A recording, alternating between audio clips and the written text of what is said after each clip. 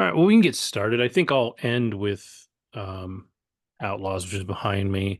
So I don't know. I would say, why don't you kick us off with It Ends With Us, because that's still at least a little buzzworthy. It came out 3 weeks ago now. Something like that. Yeah, I think it came out before I went away on my trip. Uh, Fairly popular film so far this summer. It stars Blake Lively, who is one of the producers of the film, Justin Baldoni, who is the director of the film, and those are the two leads. It is based on a book that was written a couple years ago. Rising author Colleen Hoover, who's also written Verity. I'd say a summer or two ago, I was on the subway and I saw so many people reading this book, and I still haven't gotten a chance to read it, but I know It Ends With Us is also written by Colleen Hoover. I finally made it a film. I guess Justin Baldoni and Blake Lively got a hold of the script and they decided, let's make this thing a film after reading it. And for those of you who are not familiar, it's considered a romance drama. However, it digs deep into the theme of domestic violence. So the film starts with Blake Lively's character. She plays Lily Bloom, who is an adult who recently moved to Boston. She returns to her hometown after the passing of her father, and she's asked to speak at his eulogy. And you come to find that this man that she has a relationship with as her father is not the best. And it goes through this relationship of hers over the course of the film, but she starts at the actual funeral and she has written on a napkin five numbers on a napkin, not one thing. And she starts her speech saying, I'd like to speak about my father and say five things I love most about him. And she then walks off stage. So that just kind of gives you an inside look to, all right, this is clearly a man that she did not respect, or she really could not think of five things that she truly thought about her father that were positive. You then follow her to Boston, where she is on a rooftop and meets this attractive surgeon named Ryle, played by Justin Baldoni. And they hit it off after a brief conversation, and then he gets a phone call for an emergency surgery. And from there, it goes back and forth between the past and the present for Lily Bloom, who's played by Blake Lively. She has a really great passion for planting and flowers, and she starts to set up shop for her own flower store out in someplace in Boston. And they'll go to the past of when she was, let's say, high school, junior, senior in high school, and she falls in love with this homeless boy who in her school who's dressed sort of in rags and doesn't smell the best. And she develops this fascination for him, and they eventually fall in love. And it goes through that story and then to present when she's in Boston.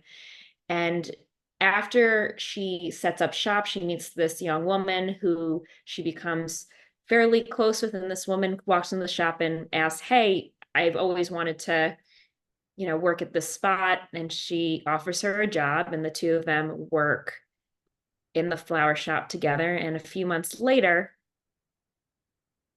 this coworker of hers invites her husband and her brother, who happens to be the surgeon that you saw at the beginning of the rooftop, Ryle.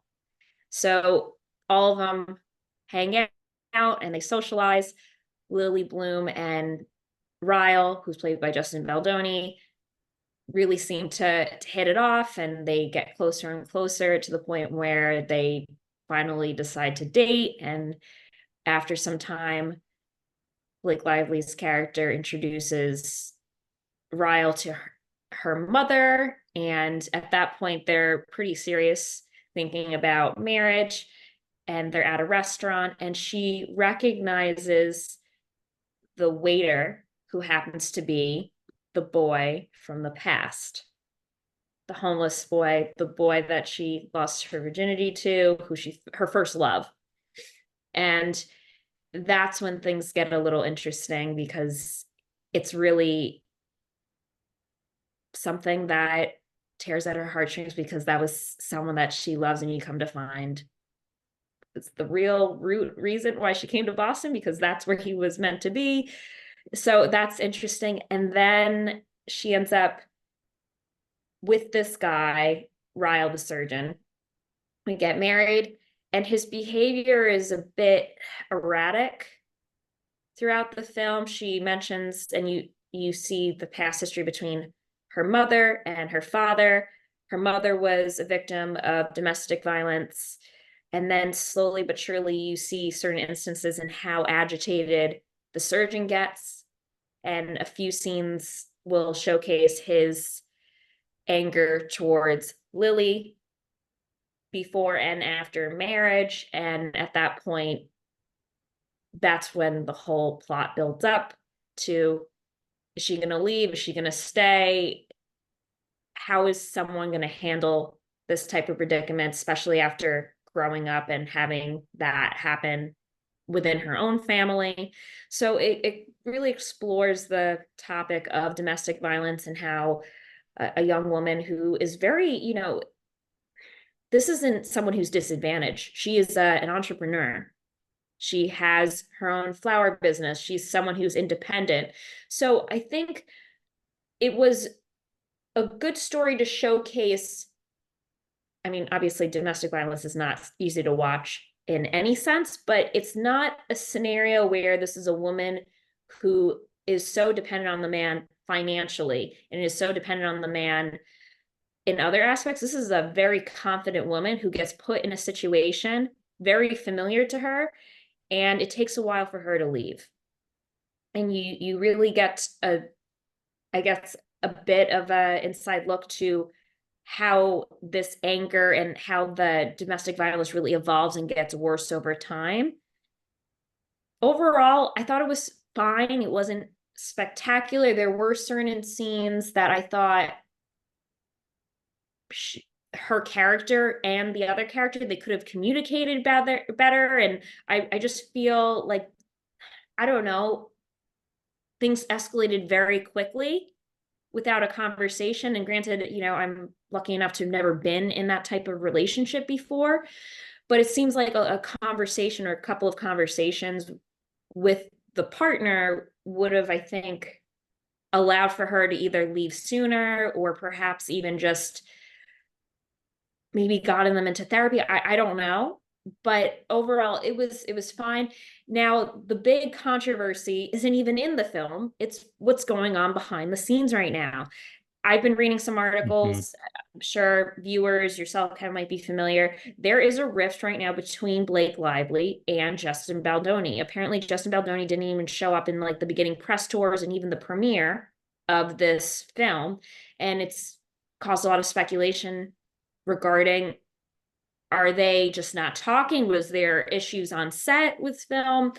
I've heard things on both sides. I've heard that Blake Lively's been a bit insensitive to the topic of domestic violence, as in I shouldn't say Mm-hmm. insensitive, but she's made the press release more about her business, her hair brand, really just trying to push things outside of the movie and the film and the message. Justin Baldoni, there were things written online that he apparently made comments about having to carry, because there's certain scenes he lifts up Blake Lively. And granted, these are all alleged, right? We weren't there. We don't know. Yeah. He made some comments about, is she going to be too heavy for me to lift? So I don't know. We don't know. Apparently, they're just not on good terms. And Justin Baldoni is being interviewed separately, whereas Blake and the rest of the cast is being interviewed all together. That's all I know. But apparently it's causing some controversy, and I don't know if this is helping the film, not helping the film. Overall, it was okay.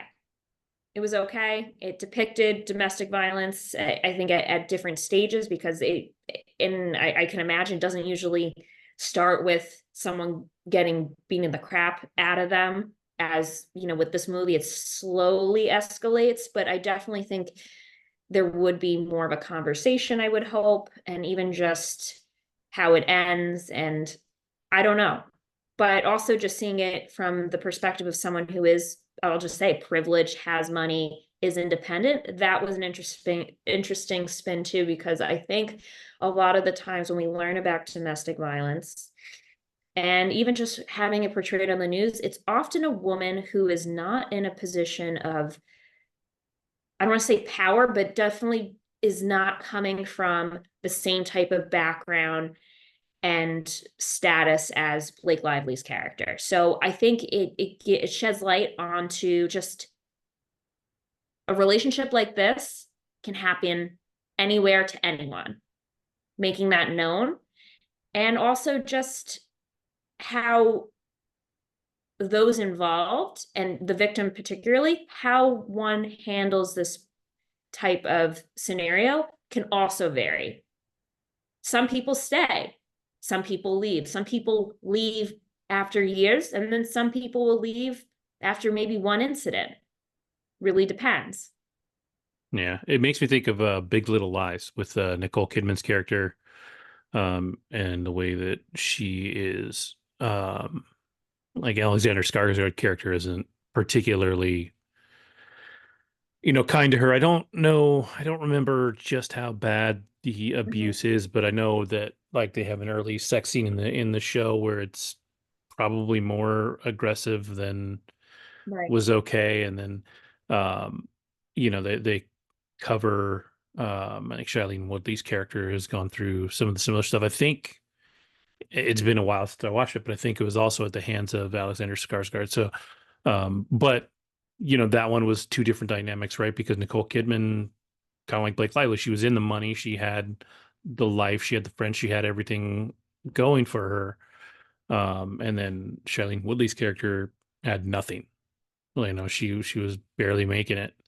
Um, and they were both unknowingly in the same situation almost. So yeah, it definitely takes different forms, all over the place. Yeah, and interestingly enough, I'm on Rotten Tomatoes now. Tomato meter, I'm assuming that's more along the lines of the That's the audience Yeah. score. Tomato meter is the critics, and then they changed the name, but Critics, the popcorn meter is the the audience score audience. now. Yeah. So the audience had rated it a 91%, whereas the critics Well, rated it a 58. So that's quite a range. it's another one I'd be really curious to see how many of the critics are complaining about the book versus the movie in that case. I think Um, so too, because that's typically a point of contention, I think, when it comes to, oh, they didn't play it by the, and I had some friends who read the book and also watched the movie, and they even said it had a little bit of a different take on film. yeah, I heard that too. I think from what I read, the book is, I don't know if it's more graphic in I the think it is. abuse, but it's definitely harder, like it's heavier. And it I think basically carries more of a meaning in the book than it did in the movie. Like the movie didn't quite pull it off in the same way. I think it was the biggest complaint that I saw from people that had read the book and seen the movie. Right. Yeah. I mean, I didn't read the book. I thought it was fine. I like her. I know a lot of people do, like she's been getting a lot of hate around this. I like her. I like films that she's been in Hmm. before. This just, I don't know. It's definitely a very serious film for sure, but also just painted it in such a way where it felt like a romance film, Hmm. and how quickly she fell in love and how quickly someone who enters a relationship, you learn a lot about people and how layers are shed. And I think there's definitely a kernel of truth involved with this, because relationships aren't all rainbows and sunshine, you know? People do have their quirks, or I mean, I can't even equate this to quirks, but really not everyone's perfect. And how people communicate. I think communication is so critical when it comes to any successful relationship. And I think in some regard, we are all a little bit broken in our own way, but how does one cope with their baggage, their past, etc. And they both have a lot of baggage in their own way, and you learn that in the film, both Lily and Ryle, who is the surgeon. So yeah, and a lot of times it's a matter of resolving it and moving forward, or just continuing to not address these issues. Yeah, it the fact that it got a 91% from the audience score actually makes it a little more interesting to me. Yeah, Um, Again, with this one, like I said, what I've come to learn is that when it's an adaptation, critics are a lot harder. When it's an adaptation of somebody's life, adaptation of a book, something like sure. that, the critics just seem to come at something a lot hotter than they do if it was just, made like as a new release. So Right. I don't I know if I could see it again. I think it's one of those where it's like, all right, I saw it. There's in my opinion, no reason to see it again. The story's been told, everything's been laid out. no. That's just my personal opinion about it. Yeah, I think too. I think when you watch a movie like that, you know when it's over if you're going to watch it again. Like if I think about something like it's probably harsher, but like Basketball Diaries or um what's the heroin one that's fantastic that I never want to watch again. I don't know why I'm blanking on the name, but it has Jennifer Connelly, has a bunch of people in it, and it's all about um the downsides of drugs, and it's a Darren Aronofsky film, so it's super like crazy, Mhm. but it's depressing as shit. And like you can watch it and you're like, that was a great movie. I hope I never see it again. Like some movies really you can watch them once and that's good. Like Right. a lot of people are like that with Schindler's List too. Like it was such a great movie, beautifully made, beautifully shot. Everything about it, the story that it's telling was a story Sure. that needed to be told. It was done very respectfully, all that. Um, but it's a hard movie to watch. Like there are Sure. things that happen in that movie, and so there's a lot of people that don't ever want to watch it again, even though they even watching it, they know it was a great movie. They just also know that watching it again is really hard. Um, so I think there's a lot of films that are kind of like that, and I think as soon as you finish it, if you're going to see it again. This one, because it has that at least semi-romantic um, take, I think probably more people will see this one a second time. Probably not in the theater, although it's doing pretty well.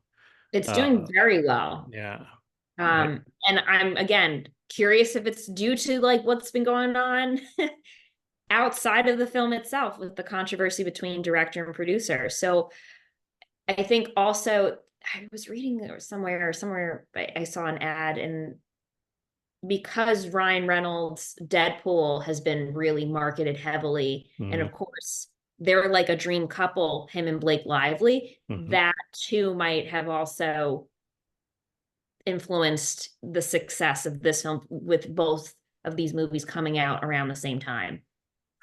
For sure. I think there was some drama too around how I guess Ryan Reynolds wrote a scene that ended up in the movie that Something like that. Yeah. Justin Baldoni didn't even know about, which trips me out. He's the director. Like, there shouldn't have been a single thing in the movie that he didn't know about. Like, Yeah, so apparently like there were a few scenes where he had like Blake take the reins because he wanted it as a from a from her. female Yeah. perspective, which I actually respect. I Yeah. do. Yeah. It seems like he was very thoughtful when it came to, because something like domestic violence, especially from the perspective of a woman, Hmm. I think you have to be very careful when it comes to telling this type of story. Yeah. I've seen it a lot. There's a lot of people that talk about how sex and violence is portrayed in male created, um, I'll say entertainment, it's the wrong word, but like Sure. cinema, writing, whatever.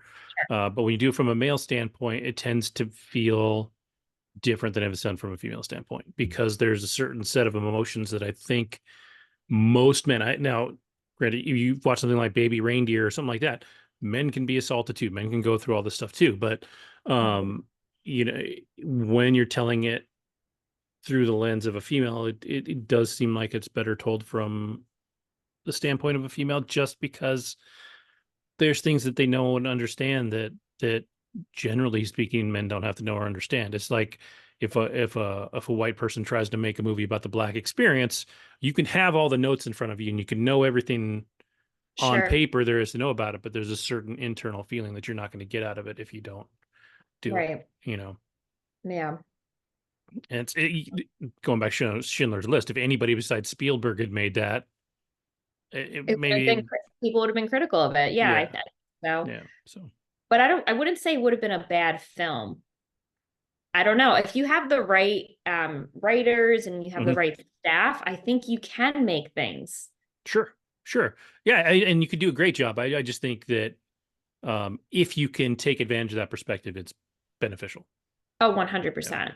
Yeah. So go see it if you're interested in a more modern story of domestic violence, because it does take place within, like, I'd say the past 5-10 years, or it's supposed to. Mhm.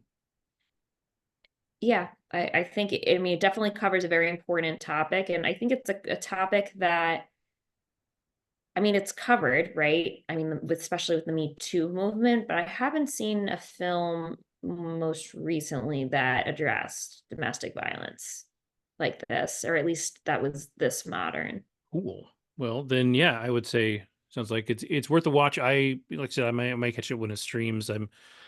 I'm there's no such thing as bad publicity, so I'm like as curious about what shows up on the screen versus what happened behind the scenes.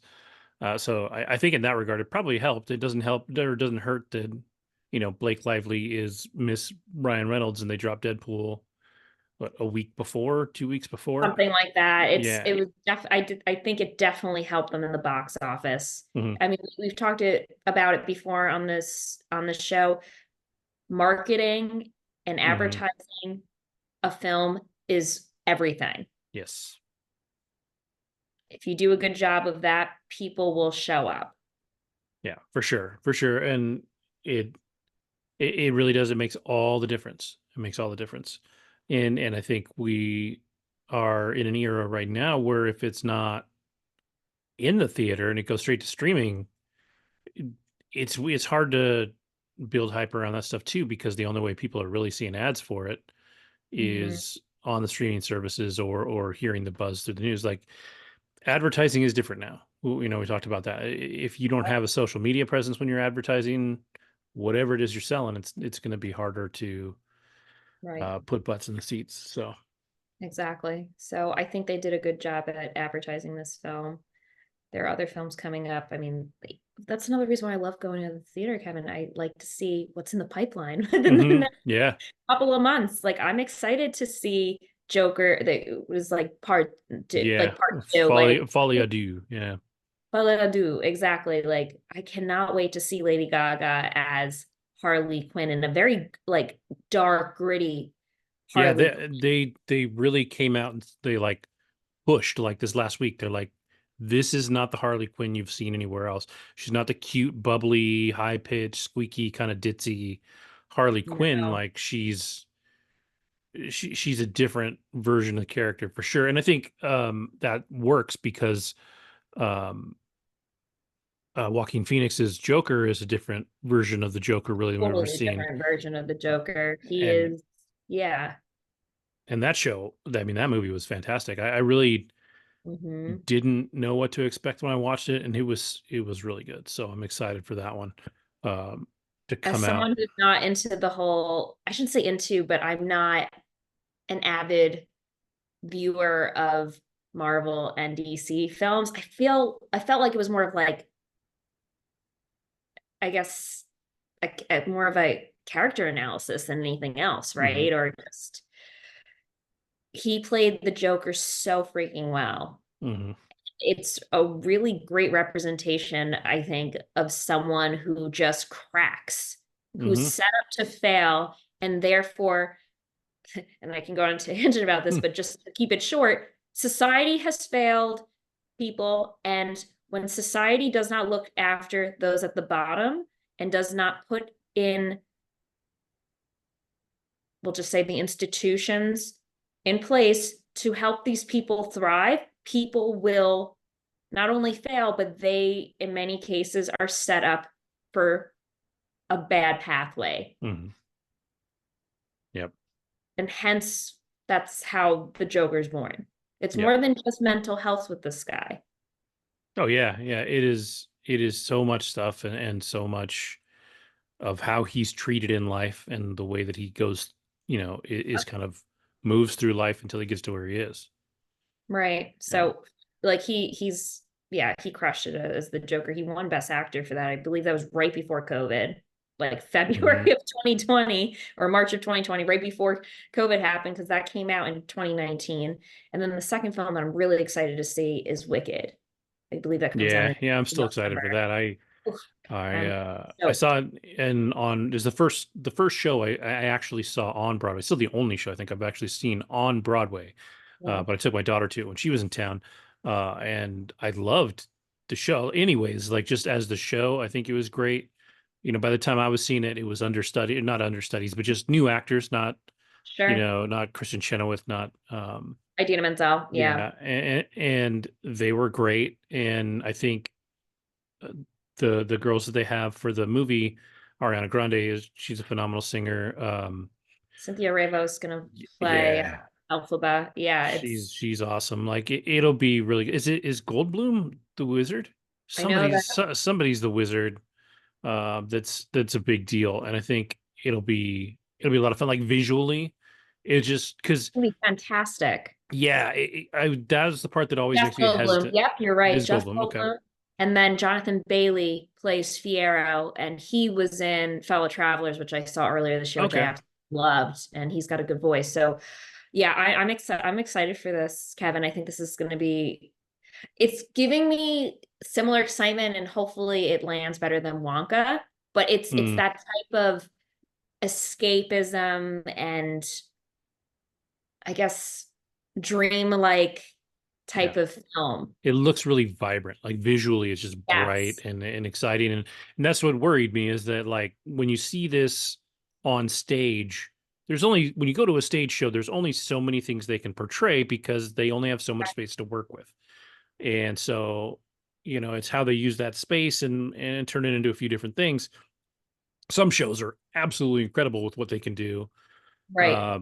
And Wicked was great with it, but this like they can just open up the world and tell the story, a little more Of broadly. Oz. Yeah. I agree. And I think that there are no borders when it comes to this type of show to film transition. yeah, and it's good for people too. I think that would enjoy this, but don't ever get out to theater Yes. and have been missing the show. I know for a long time, there's a lot of people that will buy a soundtrack to a musical, love the soundtrack, and never see the show. Right. And it's, this is going to put this in front of a lot of people. And the music in it's really great. The story, for me, I Fantastic. think was one of my favorite parts about it because it like fundamentally changes the Wizard of Oz. Like when you watch that show and know what happens in Wicked, you're like, this is now feels like a different story than what I knew. And I think that's really cool because it doesn't disrespect the Wizard of Oz, but it No, sets it up for it to be something different than what you saw on the screen. correct.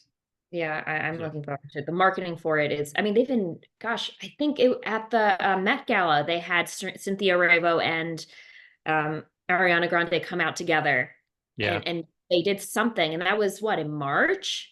They are Yeah. building this thing up. They want this to be I mean, I it's going feel to like come they out had a yesterday. trailer or a teaser at the Super Bowl too. Like they've been pushing it for Totally. a long time. They've been pushing it. The marketing is going to be high level and it has to be because I mean, think about how much money this is not a Yeah, this is short not a budget small budget film. film. Yeah. No way. This is going to be a huge budget. So I'm excited for that. That Joker, some other things I've heard about, but I think those are the two that are like really on my radar right now. And Yeah. I 100% be watching these in theaters. Nice. Yeah, yeah. I'm excited for those. Wicked, I might get the chance to see in the theater. Uh the Joker, I probably won't. Mhm. Um it might be just the original might be just a little too artsy for my kids. Yeah. I'm less worried about the violence and craziness of it. We've seen some weird stuff, so like I don't think they just couldn't necessarily handle that, but it's definitely a little more cerebral than they like their movies to be Got it. right now, and that's okay. I mean, shoot, they're 16 and under, so Yeah. be young, please, you know, uh, and so like that's okay. But I am excited for that one. So Definitely. yeah. All right, so I will move on to something that I watched that is a violent movie. I'll go with that. Is The Killer on Netflix? It dropped this week. No, dropped last week, I think. And it is directed by John Woo, who is a big time action director in the 90s. He directed Broken Arrow. He directed Mission Impossible 2. He was like the action director that people kind of wanted to be in the 90s. He is funny because he is known for like in all of his movies has a scene where doves come flying out in slow motion. Like somebody walks through. Oh, he did Face Off also, which is another one that kind of everybody saw back in the 90s. And uh, it's funny because in this remake of The Killer, in the opening scene, they're going through the credits and everything. They're in a like a what are they? It's a deconsecrated church, so it's basically an abandoned church. And there's these doves in there, and they fly off in slow motion, and it says directed by John Woo. So it was like funny timing and funny the way they did it for people that know really anything about John Woo. Now I know I saw the original Killer in somewhere in the 90s. It came out in 1989. That one on IMDb is rated a 7.7. It's kind of regarded as a great action film of the late 80s, early 90s. And that one had Chow Yun Fat in it, who was he was like the Asian Tom Cruise at the time. Like everything he did, he was like the big action guy, to the point where in I think it was 1999, right near the end of the 90s, he did a movie called The Replacement Killers, directed by Anton Fuqua, who would go on to direct Training Day, which is an Oscar winner. But the movie is a little similar. And Chow Yun Fat was in The Killer. He's in The Replacement Killers. John Woo directed The Killer, directed the Killer remake. So there's like these ties between all these movies. But the new Killer stars Natalie Emmanuel from Game of Thrones fame. She was Missandei in Game of Thrones, and she's been around a little bit. She did I think it the Four Weddings and a Funeral TV series remake they did, and she's done some other stuff. And she's very talented. She's very pretty. I think she's got a solid career ahead of her, and she actually did really well as an action kind of star in this one. And then the cop that plays opposite her, his name is Omar Sy. I'm like he looks familiar, but I don't know that I recognize him from anything. Um, and he was like the ongoing theme that I have with this movie is that everybody played their parts really well. I think the movie was flawed in a lot of ways, and I don't think it was as good as at least people remember the original. And it's not as good to me as The Replacement Killers, which is one of my favorite like 90s action movies, anyways. And then the other like big name, there's a few like faces that you'd recognize, but the other big name is Sam Worthington. He was the Avatar movie.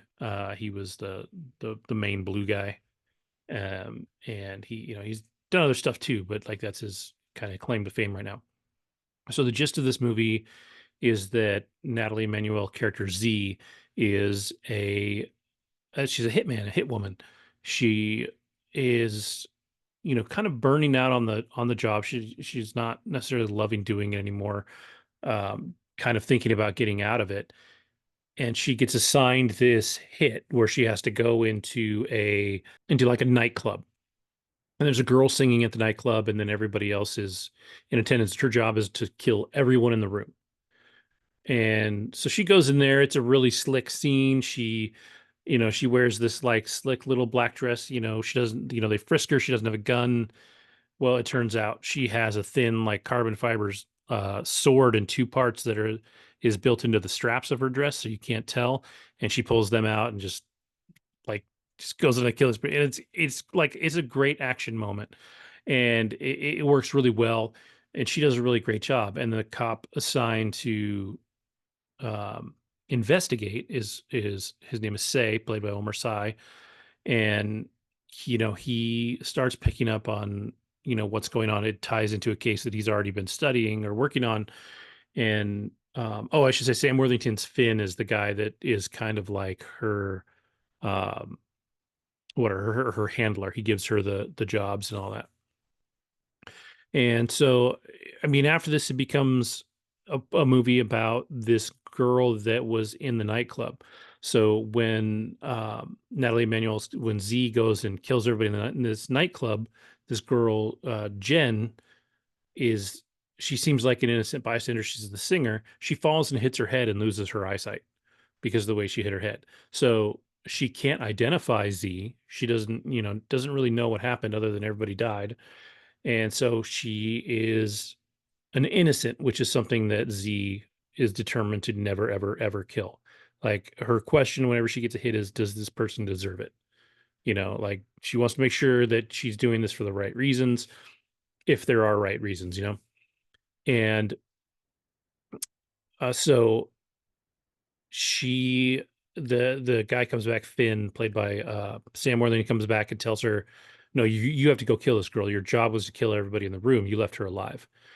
And so she goes to kill the girl, ends up in the same room as the cop that's investigating the story. Um, she's not really a master of disguise necessarily. She's more like if you ever saw Alias with Jennifer Garner, she changes her look a little bit, but she's not like, over the top crazy with like prosthetics or anything. But she it does a really good job with that too. Like if you ever watched Alias, like Jennifer Garner looked amazing as every character she played, but like she did different hair and different, like she looked really different all the time. And She had so, different color wigs, I remember, just from yeah. I never saw the show, but I would see different, I guess, previews Hmm. or just ABC at the time would constantly showcase her in like different colored wigs and different looks. Yeah. Yeah. And she, you would think because Jennifer Garner has kind of a unique face that it would be difficult, but because of, just the way a different hair color and a different eye color and things like that, or glasses, for as ridiculous as it sounds, can make somebody look different.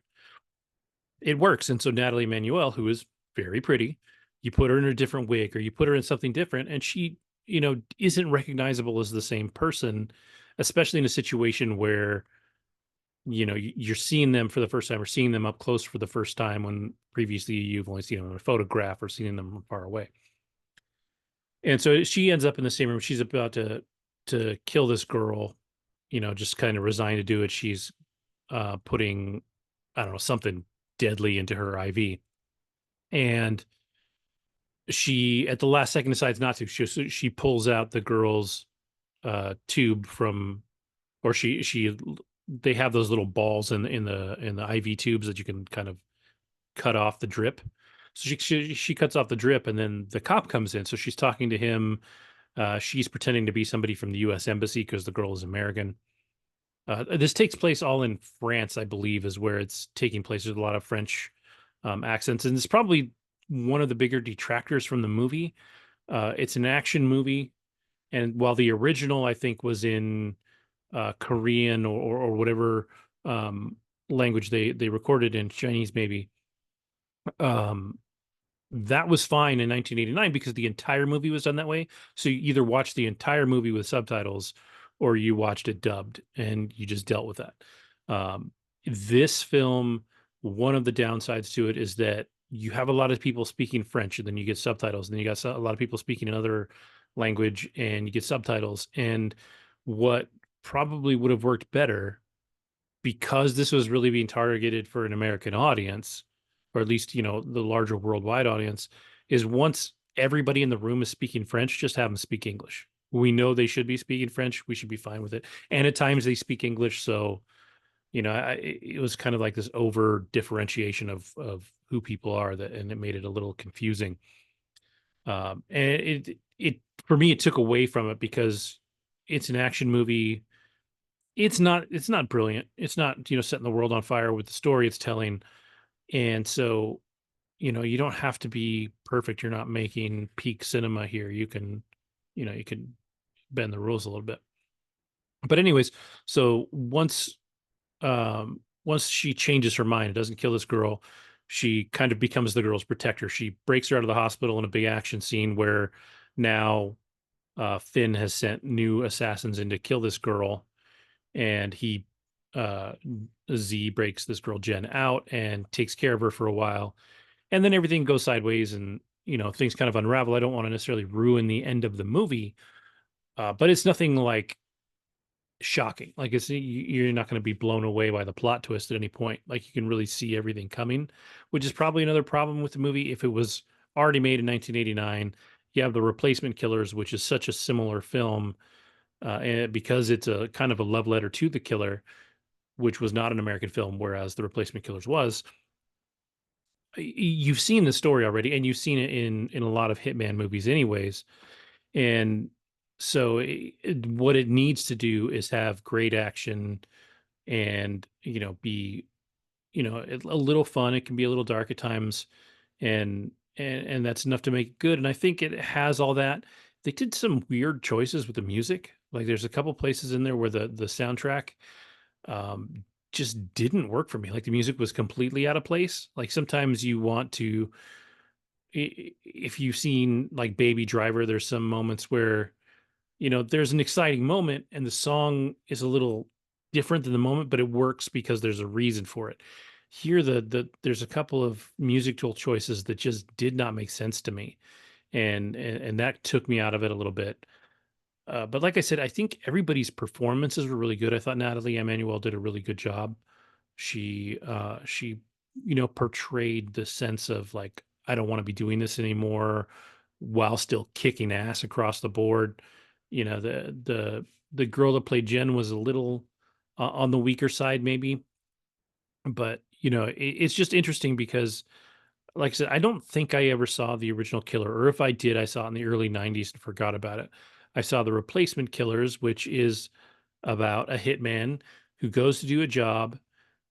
He puts, he has his rifle out. He puts a guy in his sights, and then you see him. He moves over and he realizes that his target wasn't this man, but it was this man's son. And then he says, "I'm out." And so, rather than rescuing a singer, he goes to this ID forger and has her make him a fake ID. And while that's happening, they come after him. And so he takes her just like he takes the girl, but of um, instead of protecting the girl, even though he is protecting her, it's called the Replacement Killers because once he backs out, his handler hires two new people to go and kill the little boy again. So now he's out to stop these killers from killing this little boy. And that's like the gist of the Replacement Killers.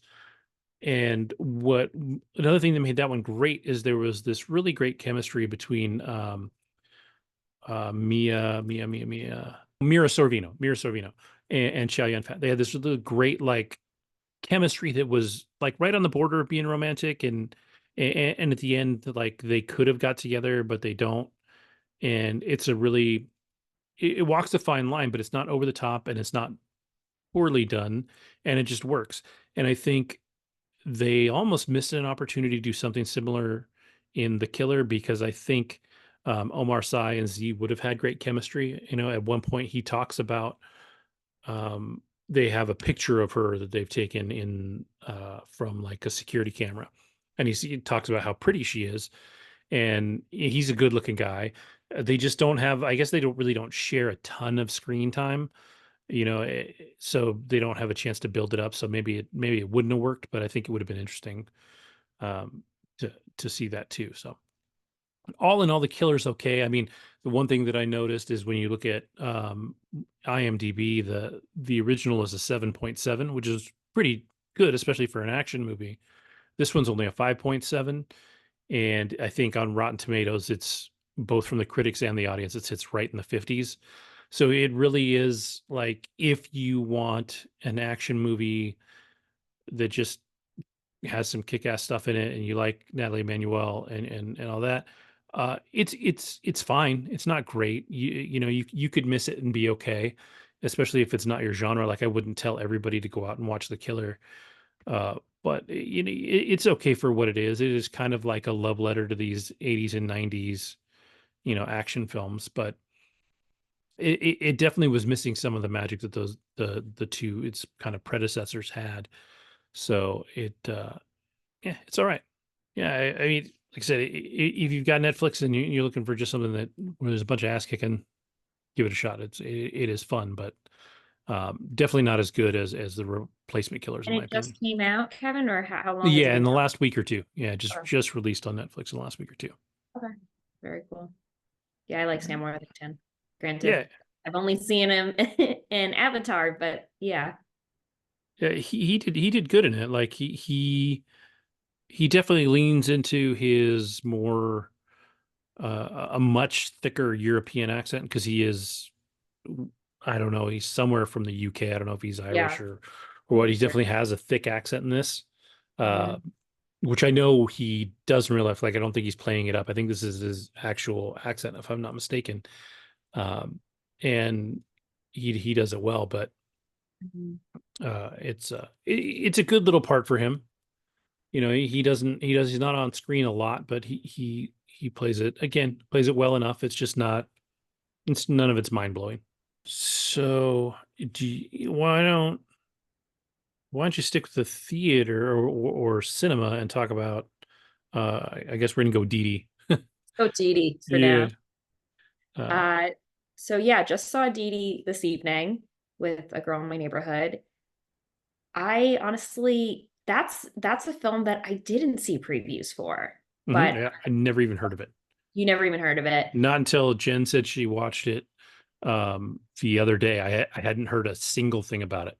Yeah, it's been out in theaters for a couple weeks now, and oftentimes now that I go to the theater at least every 2 to 3 weeks, I'll go and see on AMC.com, the AMC theaters, that is, what's playing, what's been playing for a while, and I'll make my way through. And if there's something I haven't heard of before from previews, I'll just do a little read up on it. And this one I noticed kept on coming up the past couple of weeks, and finally a couple of days ago, let me read into this thing, and I noticed that the ratings were quite high, Mhm. 91% from the audience and a 96 currently from the critics. So I figured, wow, it's popular on both sides. There's something to it here. It's directed by Sean Wang, and this particular film takes place in 2008, uh, right before the main character, his name is Chris, that's his American name. Didi, I believe, is his Taiwanese name, before he goes and enters high school. So it is that transitional period, middle school to high school, and what life is like for a Taiwanese American going through changes in general as an adolescent, but also when your family is, when you are first generation, your family is not from this country. I think there are a lot of cultural norms that are tougher to adapt to when you don't have parents who have been through the same type of changes in the country that you currently live in. So this character of Chris has an older sister named Vivian who's going into college. He's going into high school. His parents, his father is back in Taiwan working to support his family in California, Stanford area, give or take. And I believe, I'm trying to remember what town it was in. Kevin, Fremont, Okay. maybe? Yeah. Yeah. Okay. Yeah. This is like more of your neck of the woods. hmm Which makes Utah. sense. There's a large Asian community out there in Fremont Yeah, yeah. and Hayward So and all that. for sure. So this is somewhere in like the greater San Francisco area, and this character, it's just funny because I'm definitely a little bit older than this character, because in 2008 I was a senior in high school and I graduated in 2009. So I'm a little bit older than this character, but it takes place in 2008. He's entering high school, so they're showing things like AOL Instant Message and hmm the start of Facebook really becoming popular among adolescence, right? They're showing MySpace as, that was really the end to MySpace, in my Hmm. opinion, Yep. like 2008, 2009. And everything that this guy is going through, having his, first crush and having these feelings about a, a girl at his school who he likes, going to parties, being exposed to drinking and drugs the first time, and just the trials and tribulations that you face as an adolescent, because we figure he's like 14 if he's just going into high school. And I thought it was well done. There wasn't exactly like a particular plot. It was more just how this kid is adapting, going through puberty, going through the transition into high school, and not really having much of an example to really go off of, given that his dad's not even in the country. He lives with his mom and his grandmother. His mom is an artist who unfortunately can't get her works into the museums and exhibits that she wants. And she loves him, but I think can't relate to him. And he can't relate to his parents, unfortunately, because they grew up in Taiwan. It's a different country, different era and everything. So he has some friends. He's really into taking videos, and you see early YouTube, and he videotapes these three guys who are into skateboarding and tries to befriend them. And also, just I think that at that age you want to be liked so much, and the people pleasing aspects of being an adolescent that come into play, and the white lies, unfortunately, that are told in order for people to like you even more. And it's funny, there's one scene where he's talking on AIM to this girl, Maddie, who he has a crush on. And they're talking. It's like, it's a typical like early 2000s conversation. Hey, sup. Like, just so, and then all the acronyms that are used, it's like, oh, cringe. I use those too. Hmm. But at one point she says, I'm thinking of watching a movie. What do you suggest? And he just goes straight to her Facebook page or MySpace page and looks at the movies. And of course, he's never seen any of them. And it lists like Mean Girls, The Notebook, like really popular movie films. And then it says A Walk to Remember. And he types in, I think you should watch A Walk to Remember. And she's like, oh my God, really? That's one of my favorite films. And he's like, yeah, same. And then he Googles A Walk to Remember and he sees that it's a romance film about Somebody dying, right? someone dying, yeah, someone with Yeah. cancer. So it's just kind of like, oh, you're such a liar, dude. You're just trying to get this girl to like you. So it's like it's comical, but it's also like, oh, cringe. Um, but yeah, I got a lot of laughs out of it. So did my friend, and yeah, definitely brought us back. If you're an early 2000s kid, if you were an adolescent in the early 2000s, I think you will very much so appreciate this film and understand where it comes from. Uh, the last name of the character is Wong, Chris Wong. The director of the film is Sean Wong. This is clearly about his life. Yeah, I was gonna So say it seems like it's probably at least semi-autobiographical, right? yeah, Like, definitely. And I think also just how a young boy like that goes through adolescence without a father figure in the picture because mhm. his father's working in Taiwan. He just is, under the roof of his mother and grandmother. So, and they're doing the best that they can. Yeah, yeah. If I can put some of the trailer into this, I will, because it like the one thing you'll see in the trailer, even if you don't have audio, if you're not watching anything else, is like it looks like the early 2000s, mid to late 2000s. Like the feel of it, even without watching it, this is about the 2000s, and everything that I have seen says this is like a perfect slice of life film from that era.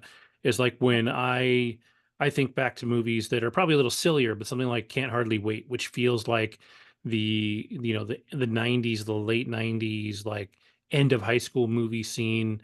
Again, it's a little more over the top, but the things that are happening in that film are the things that happened at the time. Now, granted, that was sort of made at the time that it takes place, so that works. Right.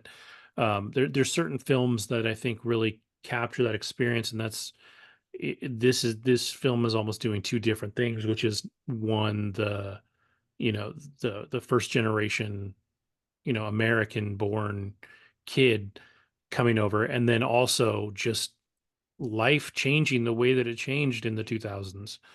Right. That's like you said, with MySpace coming to an end, with AOL really coming to an end also right around that time. Like AOL was huge for a while because that was actually how you got onto the internet, and then you had the application and all that, and then then YouTube, and then this stuff, and now Hmm. if they made the same film about somebody from this decade, totally different film. Like the It things is that a the different people film.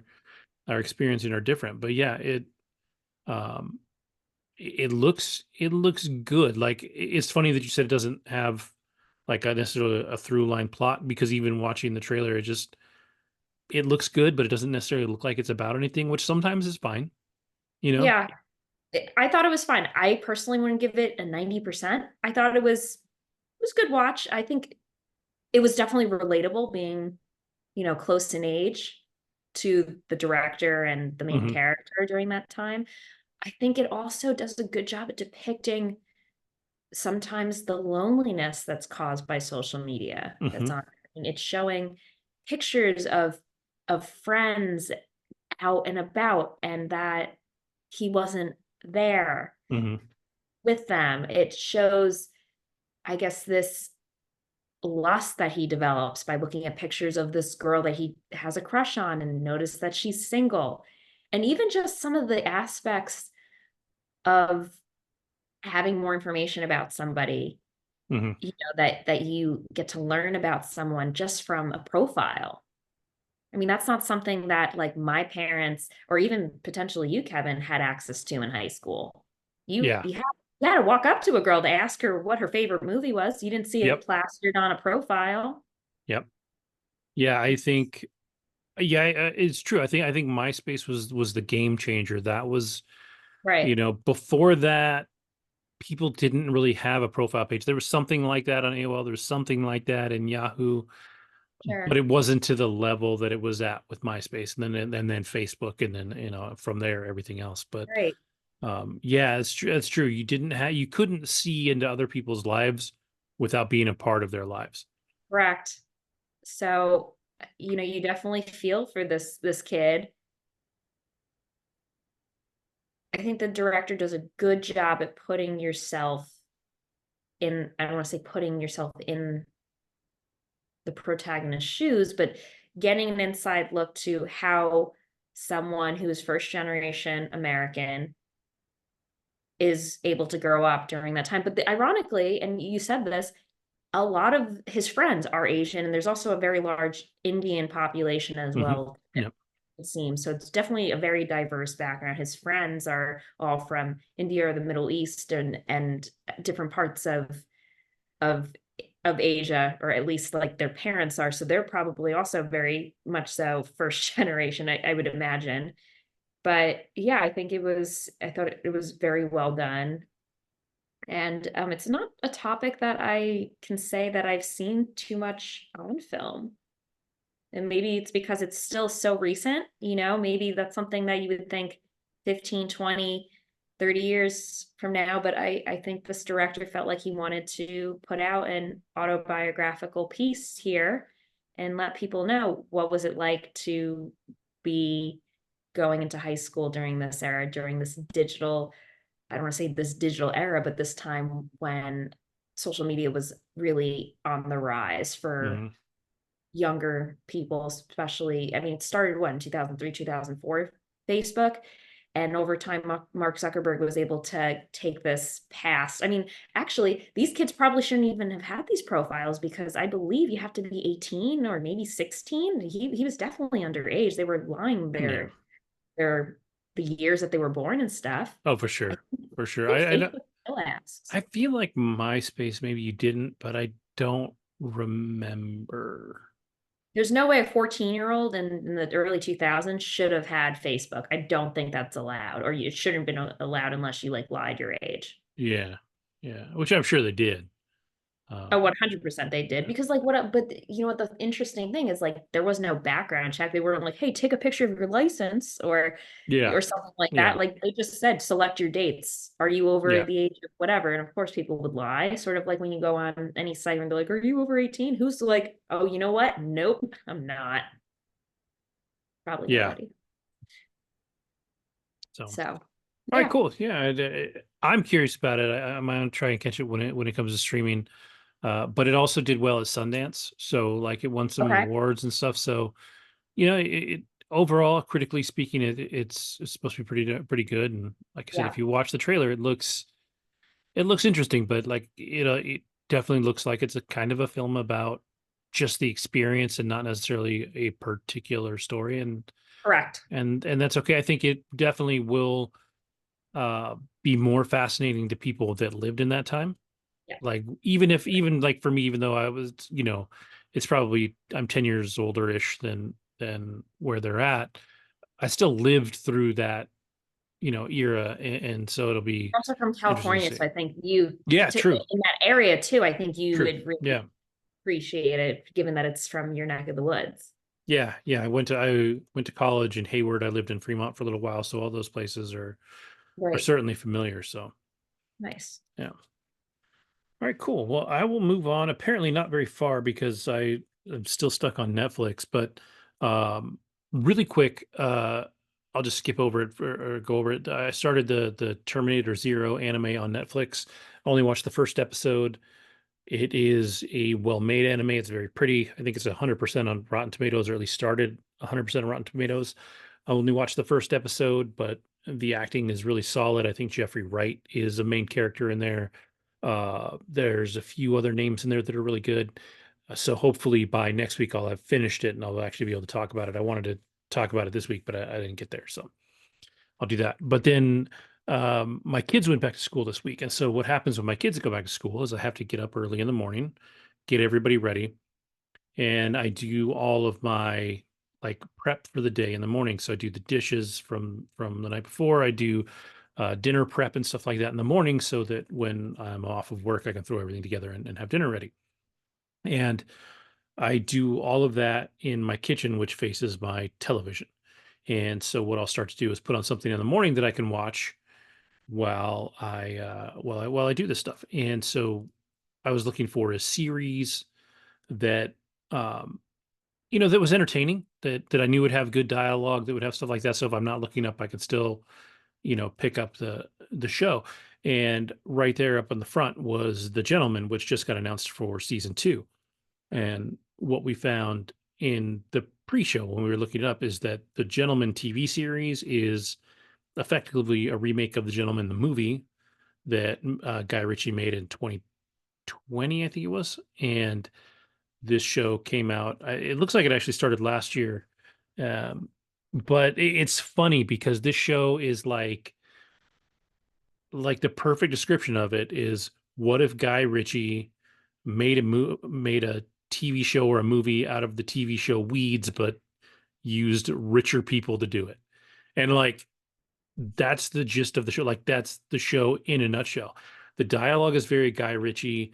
If you've seen Lock, Stock, and Two Smoking Barrels, if you've seen Snatch, if you've seen, I don't know, anything that he has done over the years, he has a very specific dialogue style, very specific scripts. He is he's eased up on his visuals, but there's certain things that he does with the camera, kind of like Zack Snyder uses like 80% slow motion in his stuff.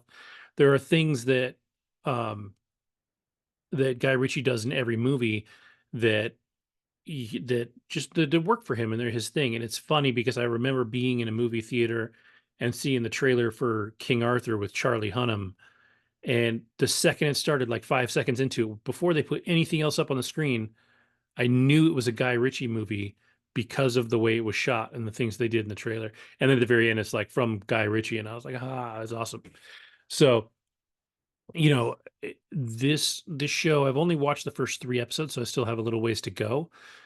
But it's really well made. The characterizations of all the characters are really good. Theo James I like him more in this than anything I've seen him before. And not that I don't like him. Like I've actually seen him in a couple other things recently and liked his work, but he's very good in this. He's almost like was it Prince Harry is the one that went to the military and then came back in real life. Yes. So the gist of the story is he's away. Theo James's character is away he's in the army or whatever it is over in the UK, and he gets a call that his dad's dying. So he comes home. His dad's a little senile and he's passing away. And they have that moment, and he is actually the younger brother. He has an older brother. And so they're doing the reading of the will. Everybody knows that the estate is going to go to his brother because his brother is the oldest brother, firstborn son. Um, and his older brother is a total fuck up. Like he just is a party animal, does a bunch of cocaine. He's like an idiot. And so they go to read the will and they announce that everything is going to Eddie, who is uh, Theo James's character. And his brother freaks out. And like his whole freak out is like on point Guy Ritchie, just a great bit of dialogue and him throwing a hissy fit. And it's just it's a lot of fun. And then, as this guy is starting to figure out what to do with all his stuff because, his again, his brother is an idiot. His dad didn't really tell him what was going on around him. He finds out that his brother's in debt to the mob, like his brother or a mob, uh, $8 million, like just a ton of money.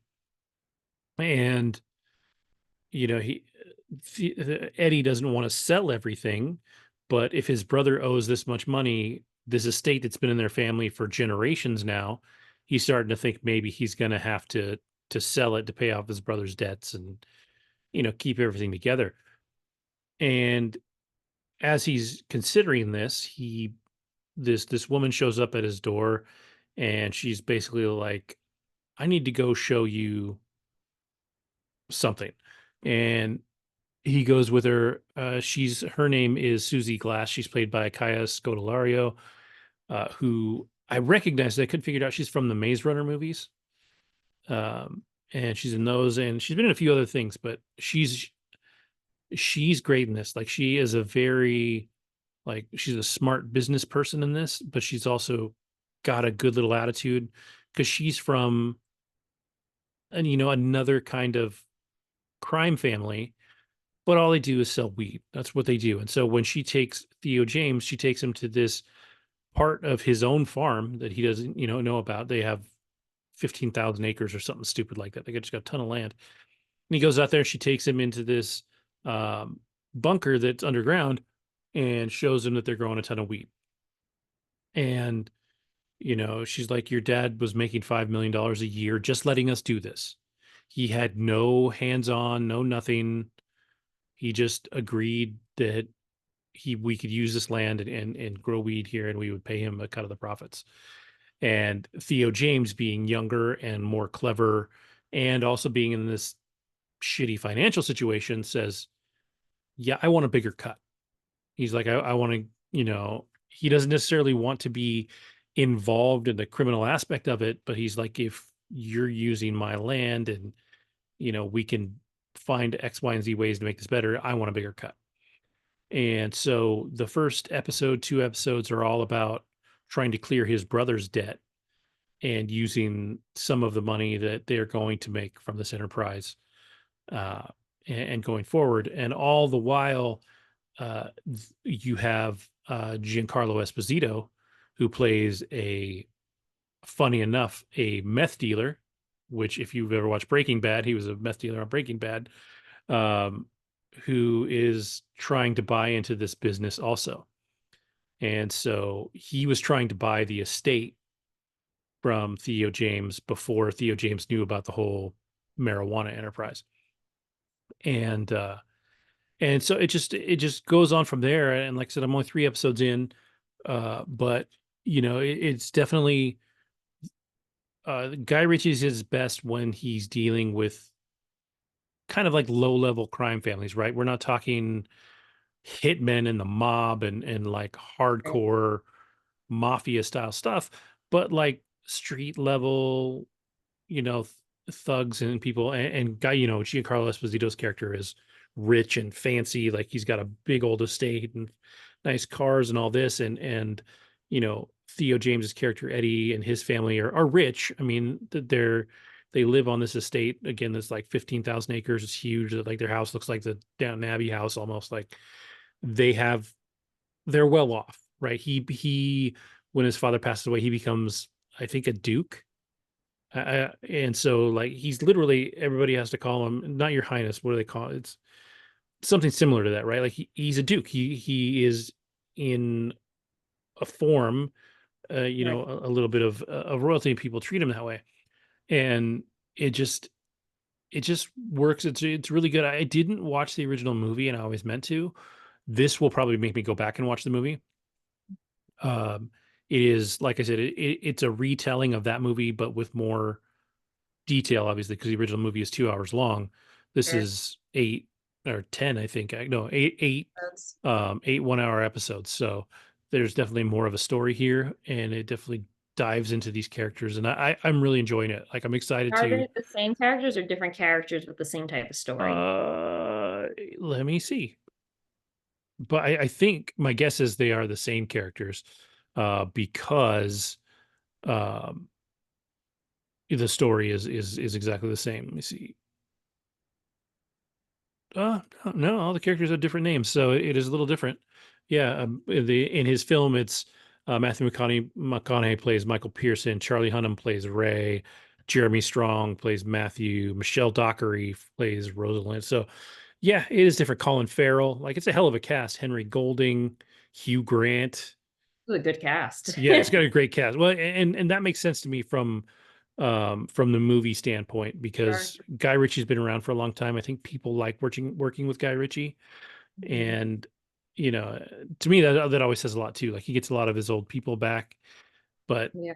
I'm uh I'm actually now now knowing that it's not exactly the same actually makes me even more curious about it, because it's definitely um Not like it's a retelling in longer form. It's different yeah. So the people. description of the movie is that an American expat tries to sell up his highly profitable marijuana exercise enterprise in London, triggering plot schemes, bribery, and blackmail, which sounds like Snatch and Lock, Stock, and Two Smoking Barrels. Like it sounds like that kind of film.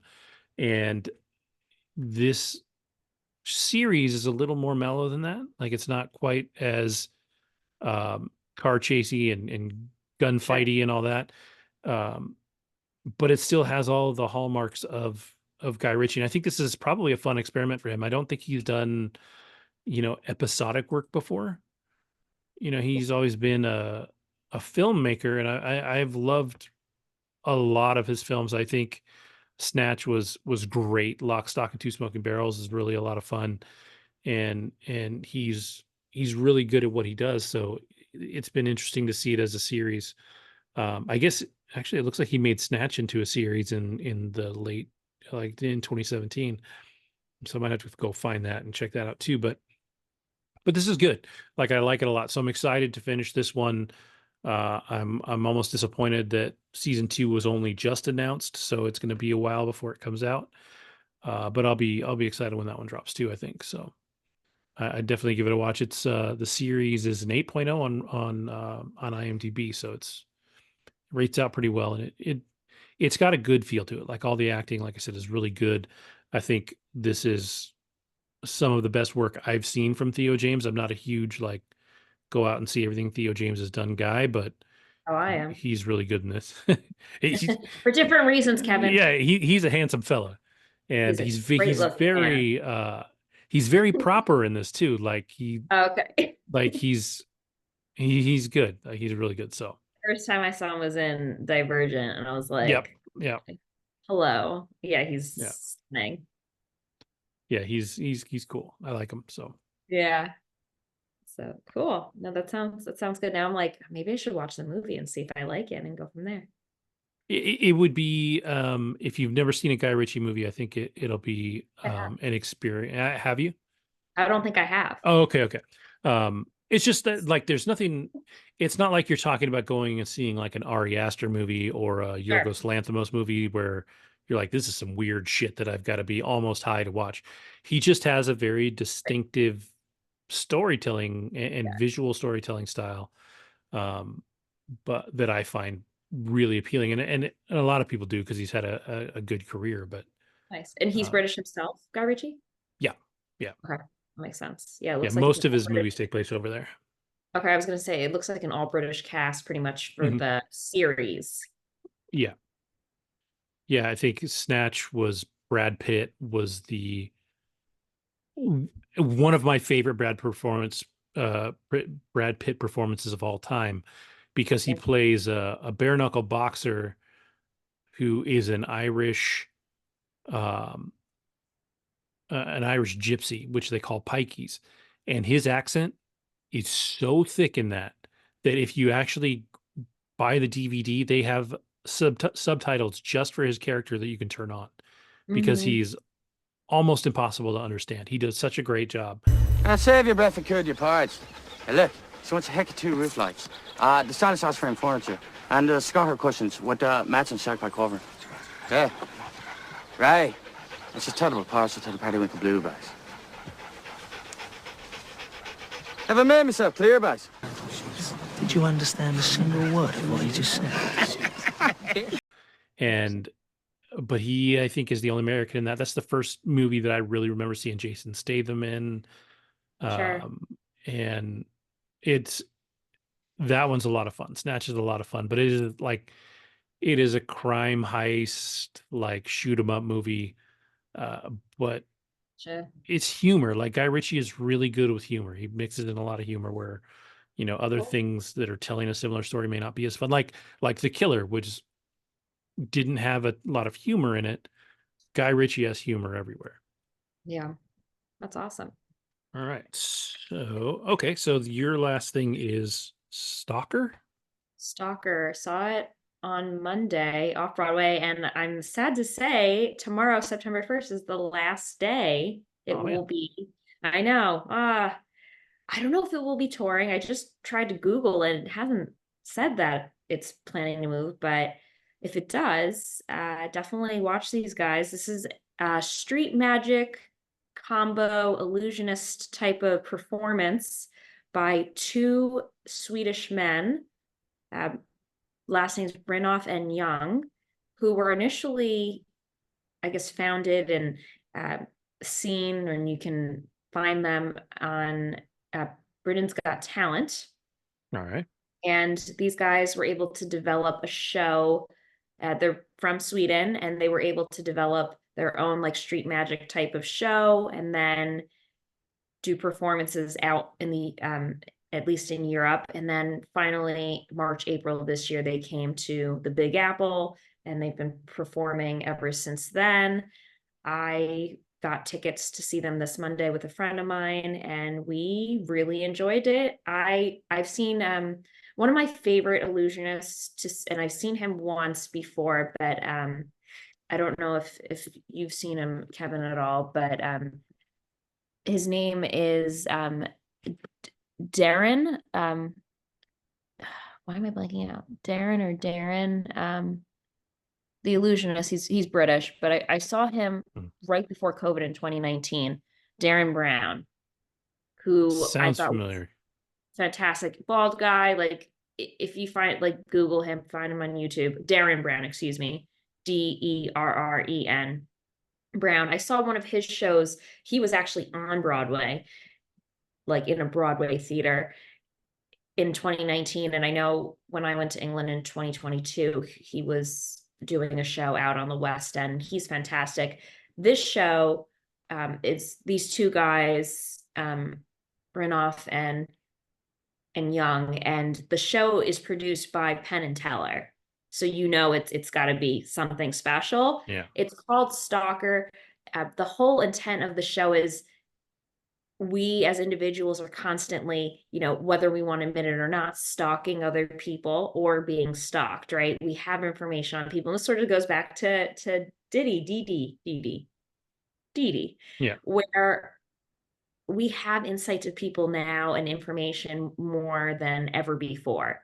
Where someone lives, what type of music someone listens to, what their job is, where, where they like to go shopping. I mean, look how far ads have gone from billboards to being targeted using first party data on social media sites. It's incredible. So that being said, myself and my friend, we were sitting in the back intentionally because I don't like to be called on. And as we get into the theater, they ask for people to volunteer to take their pictures. They wanted, I think, 20 or 25 people to have their pictures taken and put on this board.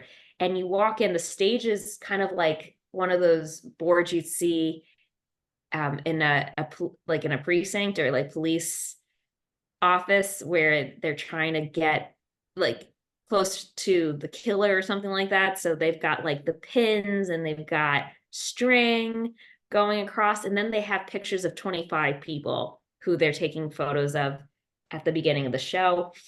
And they have different, I don't want to say sketches because they're not sketches, but different tricks and scenes. So in one of them, they had us all start off by standing up, and then they're asking questions like, if you're single, stay standing. If you're under the age of 40, stay standing. And then they're asking all these questions until only 2 people are left standing. My friend and I were one of the last like 8 to 10 people standing. So I was like, oh shit, I'm gonna have to go on stage. I'm not happy about it. I was like, I don't want like, I just hate public, like any type of spotlight in that form, like among strangers. I'm like, gross, no thanks. So luckily I was not chosen, and neither was my friend. So they had a woman on like our side of the audience and then a man on the other side, and they asked them like, do you guys know each other? And they confirmed, no, we do not. And one of the, I guess, pieces there, they said, okay, well, what if you guys, were meant to be? And they end up, and these are not people that were photographed, by the way, right? And they end up showing like a cassette tape and playing a cassette with like some sort of like romantic music.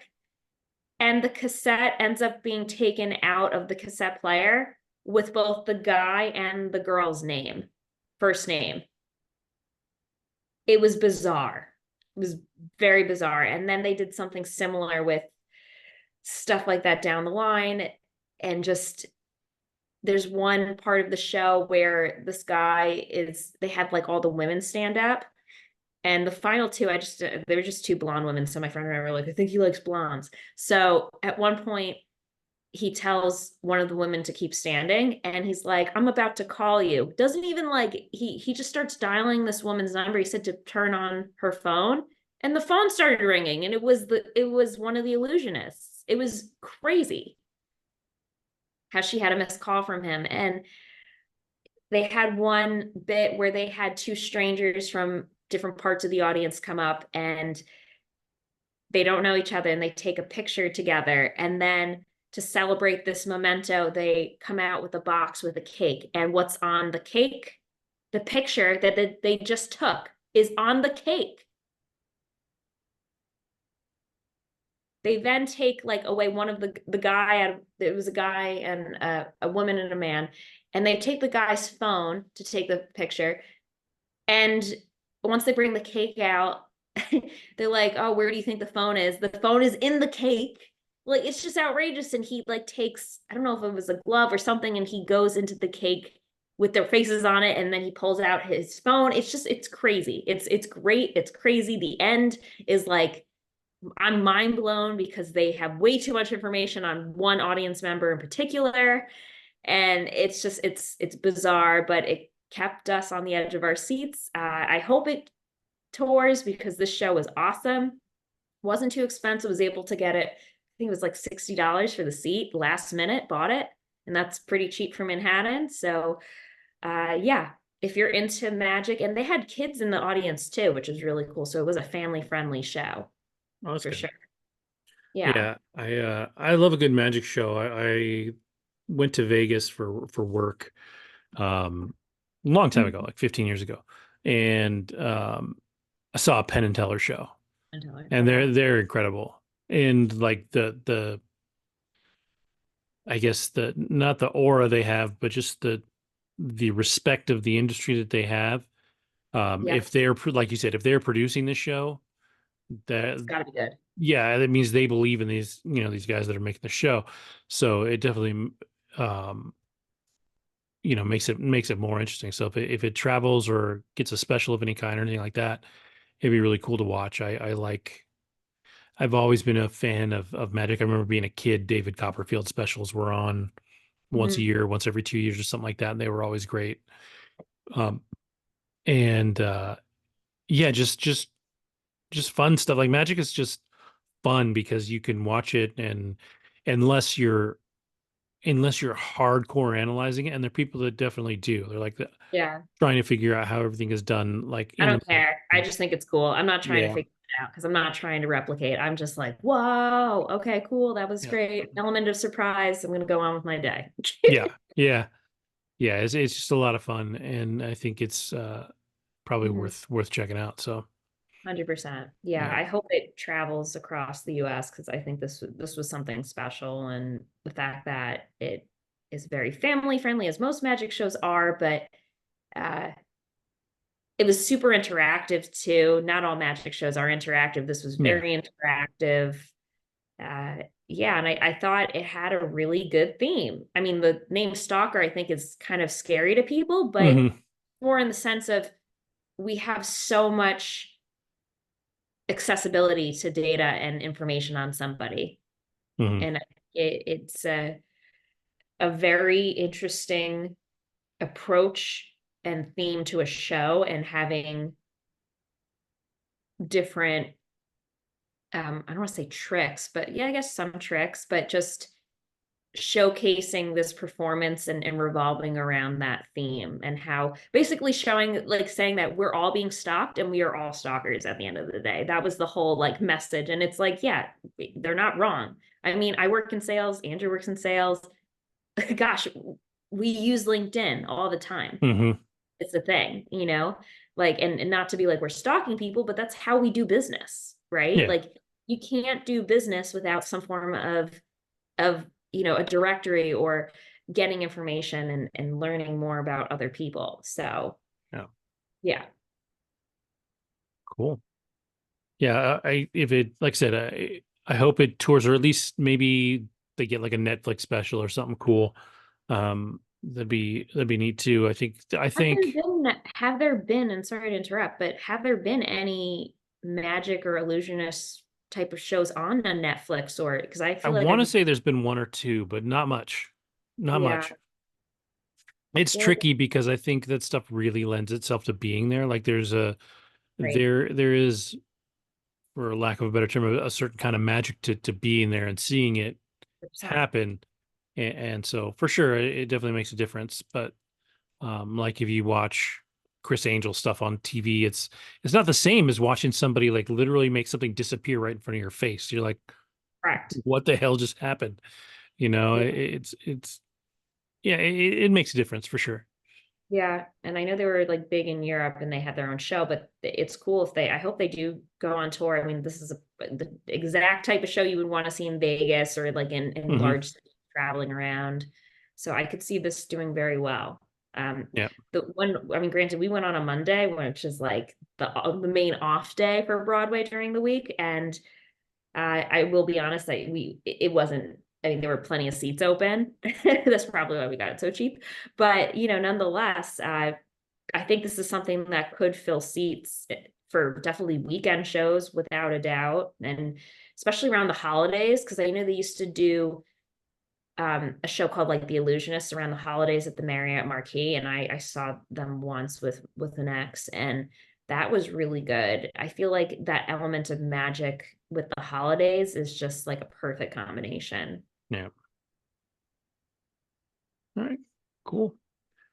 So, all right. Well, then I will close out with maybe the most recent time-wise relevant thing there is, which is the video game behind me, Star Wars Outlaws, which came out yesterday, August 30th. Um, I pre-ordered it. I got it to start playing it 3 days early.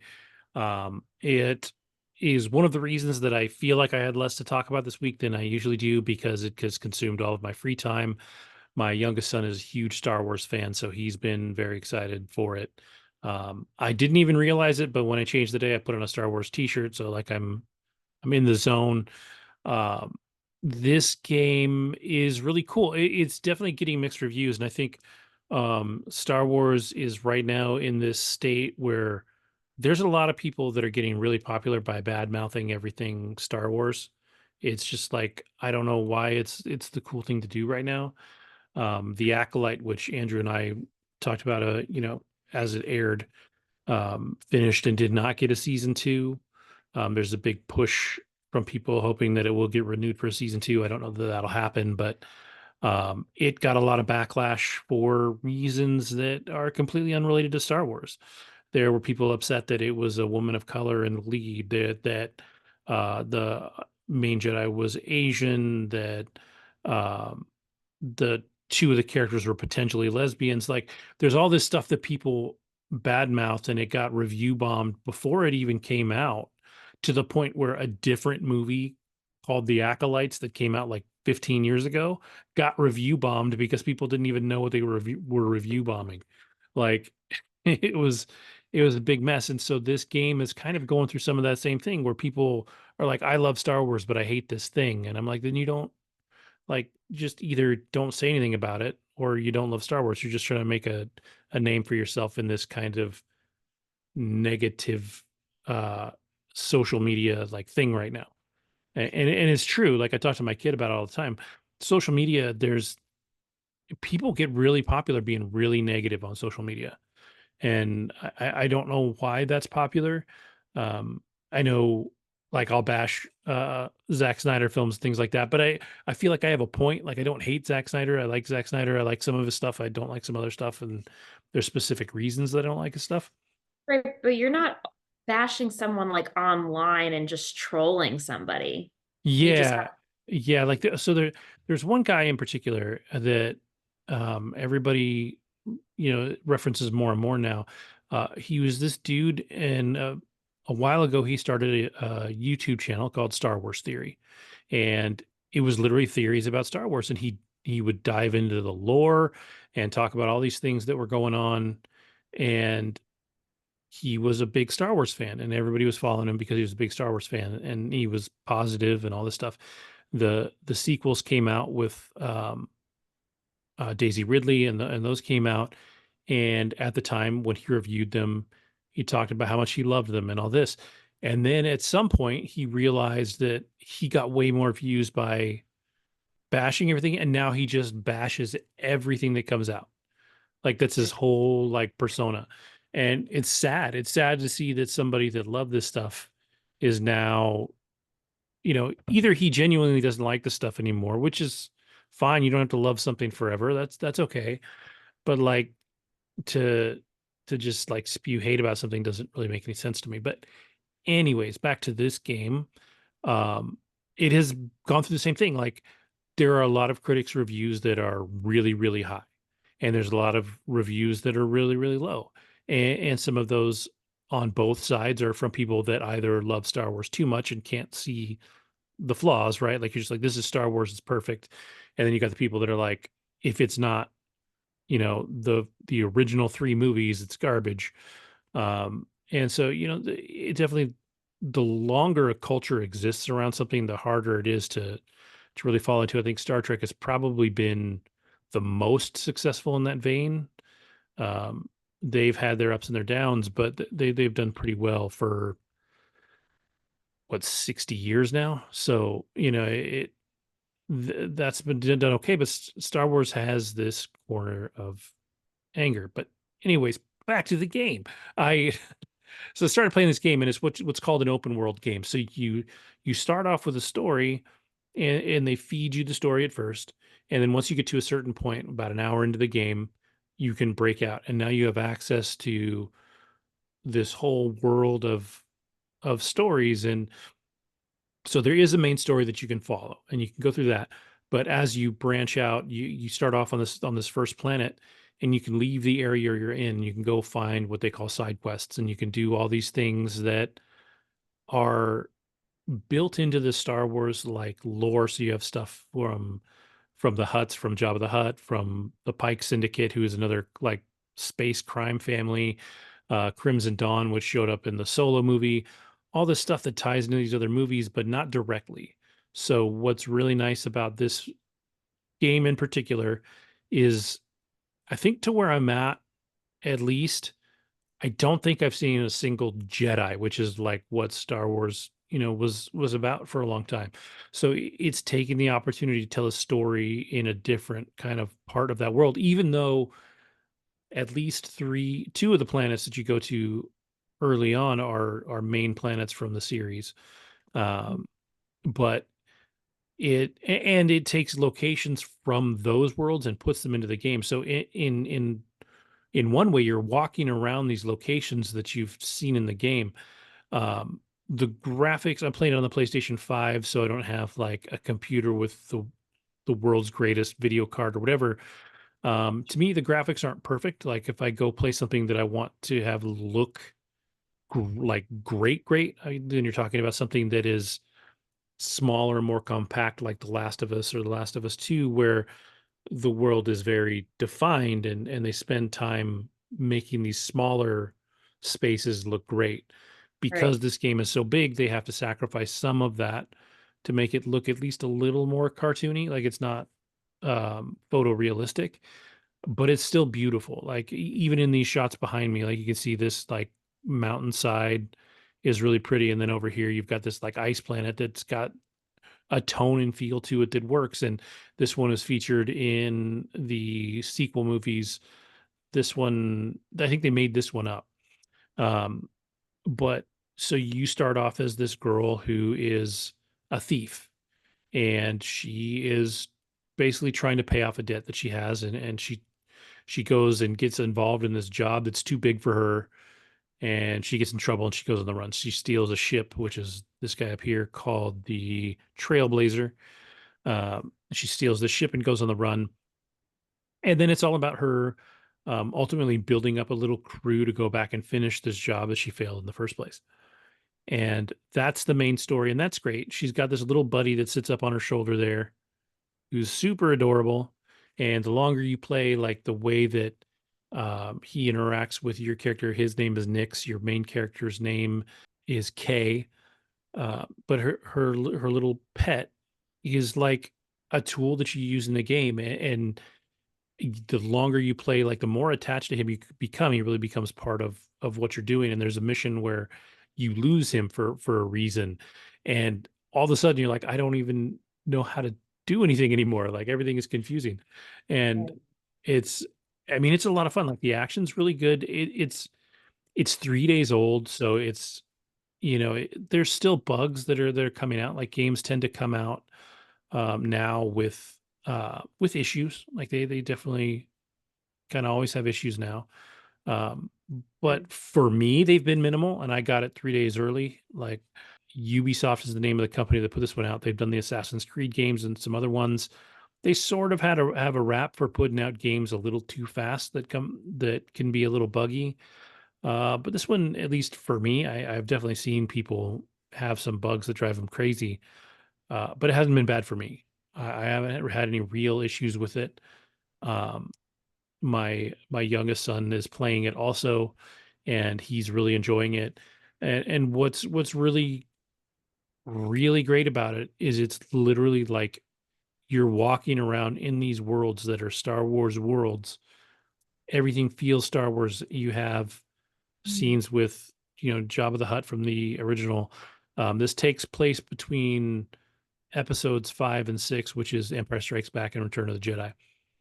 And so, like at one point, you can go see Han Solo in the carbonite that happens at the end of Empire Strikes Back. You can see, like, Right. there's literal moments from the movies in this game, but it's not about those. Like, it's just kind of showing you that this is the world, this is where you are, but it's Mhm. not. You're experiencing something that's completely different than everything that's been out there. And like I said, It's at least so far. There's no Jedi. There's no lightsabers. There are the Empire and stormtroopers and things like that, and droids and things that make Star Wars. But it's it's just a different experience. You're a bit of a gunslinger. You're Right. inexperienced. You're a little clumsy at times, and just trying to find your way. And it's really well done. The voice acting is really good. I really like the girl that plays Kay. I don't think I've heard of her before, but I'm hoping she is starting a career that's going to go really well for her. She Cool. did really well. Um, and it's just fun, like the exploration. I think the thing that might be lacking a little bit, there are parts of the story that take place off the planet and in space, but they're relatively small. Like there's less that you can do there than you can in the worlds, which is okay. But I think it might be fun to add if they can find a way to add a little bit more there in the future, because they're talking about doing downloadable content to, expand the game down the line. It's not a multiplayer game, so when you play, you're not playing with other people. This is 100% you in this world, which I think is good. I think it lets it breathe and lets it be your own experience, not tainted by other people. But because you have these four like kind of space crime syndicates that you're dealing with, you can choose to basically make one happy, and a lot of times that'll make another one happy. So there's locations on the map that, based on your decisions, are harder to go into because you've made these people angry, right? So if you Right. go there, they're going to recognize you and you'll be in trouble. So overall, it's been really cool. It's been really fun. Um, I think I'm about three-quarters of the way through the story part of it at this point. And I'm really enjoying that story, and I'm excited to see where it goes. But for as much as this game is about the story, it's really just about being in this world and running around and doing stuff. I think every review that I've seen from people that finished the game were like, "Yeah, I like the story. It was solid." But it's like, again, you have to be a Star Wars fan to really love it, and you have to be a gamer, right? But Yeah. you have to be a Star Wars fan to really love it. But if you are, this is the closest you've come so far, besides maybe Star Wars Land at Disneyland, right? The uh, what is it, Galaxy's Edge, which is incredible. But Mhm. this is the closest you get from being in that world, and it's been really cool. So I've enjoyed it. I'm gonna, I'm sure, because it's like crack to me, I won't stop playing it until I'm done. So by the time we record next week, I'll have finished it. Cool. Um, but it's been a lot of fun. So I definitely I recommend it to anybody that enjoys Star Wars. Um, if you're on the fence about it, I mean, it's a video game, right? So it's not going to go away. So if you play video games and you want to play it, but you're a little on the fence, you could probably wait for a sale. But for me, it's one of the better games I've played this year. I think it'll probably be up for rewards when the Game Awards come out at the end of the year, and and I think it's a lot of fun, and I definitely recommend it. So Nice. Is it so the type of video game where like you have to know how to operate, or is it just like you're going through the story along the way? you start with a very small skill set, right? Okay. So you only have a little bit to learn, and then as it goes, what's really neat is there's ways that you can go out and learn new skills, Mhm. but you don't have to. Like you could stick with just what you learn in the beginning and go through it. Would make the game a little harder. Like the things that you learn along the way can help you, but they're not required things. They're basically additional story points and things that you go out and do um, to Mhm. learn these additional abilities, which I think is a lot of fun. And Cool. yeah, it's just fun, and it really, it doesn't force you to go out and live in the other parts of this universe they've created, this world they've created, but you want to. Like, and I think that's what is really appealing about it too, is that you don't have to do all this stuff, but you want to. That makes sense. Yeah. Cool. So, all right. Well, do you have anything else? No, that's it. Perfect. Then we are good. You're back next week. I am around next week. So am I. So I think the only new thing that drops next week that I'm excited about, but it'll only be an episode, is Slow Horses comes back on Apple TV Plus this week. If you have Apple TV and you have not watched Slow Horses, I highly recommend it. Gary Oldman, a bunch of other British actors that I don't recognize offhand, but are amazing. It's brilliant. I think it's been renewed for 2 or 3 more seasons already. And I think it's actually like a BBC original show that Apple TV then kind of bought and brought in for American audiences, and it's really good. So if you have Apple TV, go check out Slow Horses and be ready for that to come back. I think Only Murders in the Building just came back, so I'm gonna catch up on that. I have the Terminator that I want to finish, and then there's a show called Chaos that just dropped on Netflix, where I think it's Jeff Goldblum plays Zeus, and so I think it looks like it's a comedy of sorts. So I'm curious about that one. So there's definitely stuff out there to watch this week, and I'm excited for it. So with that, I will say thank you to everybody for watching or listening. Have a great week, and we'll see you next time.